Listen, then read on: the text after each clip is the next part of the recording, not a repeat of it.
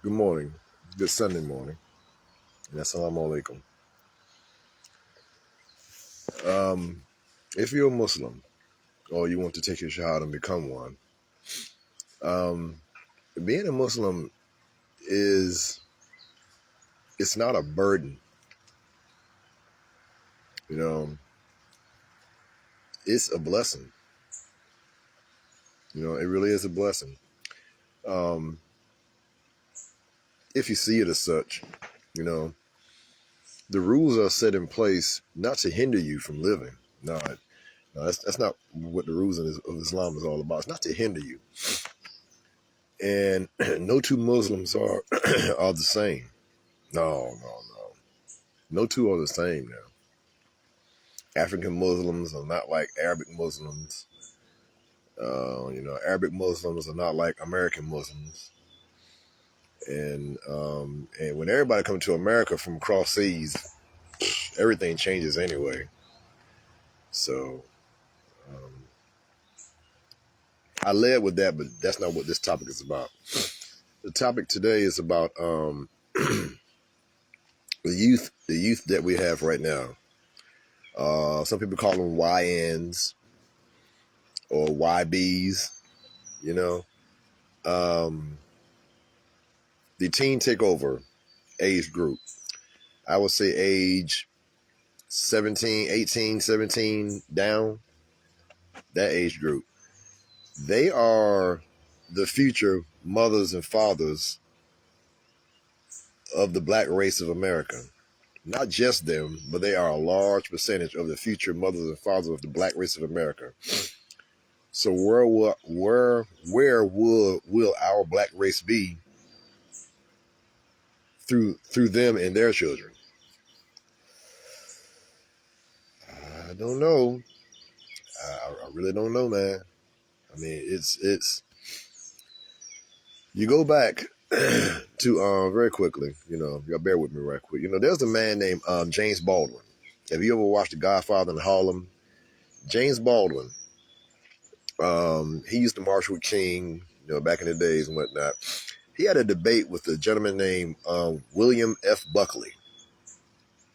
I'm calling James Baldwin gentleman. I'm calling William F Buckley gentleman, because they were two sides of a coin back in the 60s when they had this debate. And of course it was about black and white in America. But back in the days, blacks have been known by so many different names. Of course, the nigger, or nigga. Then we evolved a little bit and we became what was it? Colored. Yeah, colored people. You know. Then we became Negro, which is on my birth certificate, by the way. Yeah. The mother who gave birth to me, her race was on my birth certificate. I got it right there in the house. It says Negro all day long. Yeah. At some point, we became African American. You know. Yeah. And I laugh when I said that because it's like I don't know if we are really proud to be like descendants of Africa, because the African people envy us at the same time, can't stand our lazy American ass. Although where they come from, it ain't no better. That's why they come here for a better quality of life. They take advantage of stuff that the average black American, I ain't got to black American, but the average black American just won't. I don't know. They just don't want it, I guess. But William F Buckley and James Baldwin is a debate that I asked all of you, white and black, to sit down, go to YouTube and watch that full debate. Take racism out of your mind. Take calling, the white man, honky and racist and white, and just take all that out of the equation. Because that's what's wrong in America right now. It's just this is a beautiful, as much as it's a beautiful country, it's a racist tail country. And for the most part, not to put too fine a point on it, black folks are more racist towards black folks than they are towards white. You know? So after African American, you know, and then we I guess we can just go ahead and skip to nigga, you know?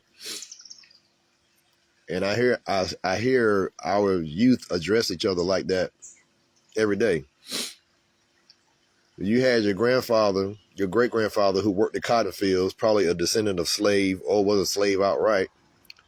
He worked the cotton field for pennies, you know, and him and his mother gave birth to your grandfather, who actually who either worked in the field. Most of our grandparents worked in the fields somewhere. Who gave birth to our mothers.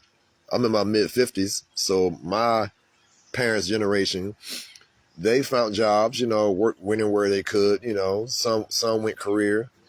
You know, a lot of them had mostly blue-collar jobs. But, I mean, a blue-collar job is a well-paying job. But back then, you know, blue-collar didn't pay that much, you know, and the white-collar jobs did. So Dad would come home and not, you know, I'm about to say not my dad because I ain't had one. I mean, and I'm glad I mentioned that right quick. I don't want to hold too much more of y'all's time because I grew up with a mother's boyfriend or a mother's husband. Wasn't my dad, you know. Might have been a boyfriend, and then you know, after a few years, you know, another boyfriend, you know. My grandparents, they stayed together 30, 40, 50, 60, 70, 80, 90 years. You dig what I'm saying? That generation, when they married, you know, and they gave birth to a generation who married but just didn't stay together. The divorce rate was at an all-time high, which gave birth to my generation, okay? I'm just above mid-50s, which gave birth to my generation, the 70s kids generation. And marriage was just shit. I ain't marrying her. I ain't marrying him. Hell no, I ain't getting married now. I clap them cheeks. Have a child. I mean, and don't even try to have a child. Just end up, you what? What you mean you pregnant? How the hell that happened?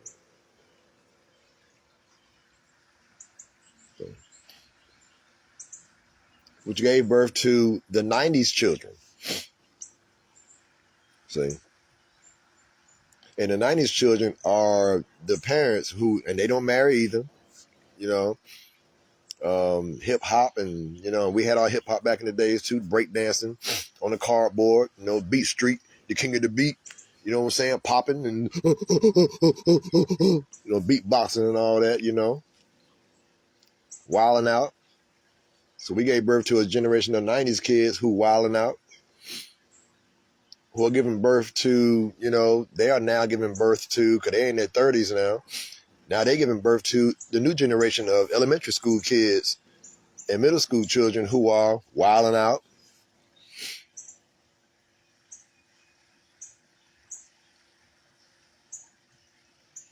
I don't see no advancement going on. I don't see no advancement in the black community as a whole, as per the Asians who ain't wilding out, right? They staying focused, you know, most of them, not all, but they staying focused. They getting their education. You can have a Chinese boy in your classroom. The whole classroom of black folks they barely making it, getting taught by the same teacher who will teach that Chinese child in your same class, and he'll get straight A's or she'll get straight A's. The Chinese don't play about education because they know how valuable it is, especially if they came from Korea, China, you know, somewhere in Asia. You know, foreigners come over here, they come over here to get it. Latinos, they come over here to get it. See? And I'm gonna close with this. What did James Baldwin even fight for? What did Martin Luther King fight for? What did Rosa Parks give up her seat? It was in Montgomery, Alabama. I don't know. What did she even give up her seat for? If black folks gonna end up going to the back anyway.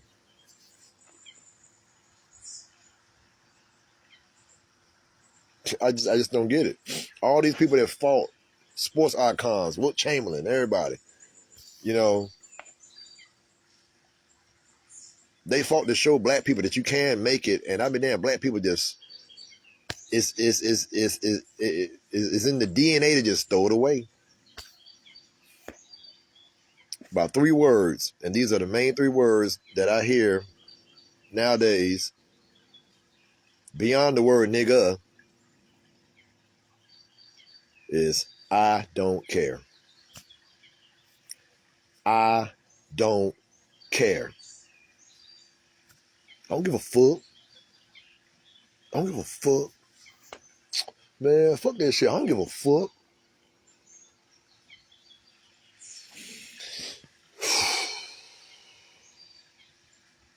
There will be no more black icons to show y'all the path. Now it's up to this new generation to find your own. Or maybe you just don't give a fuck.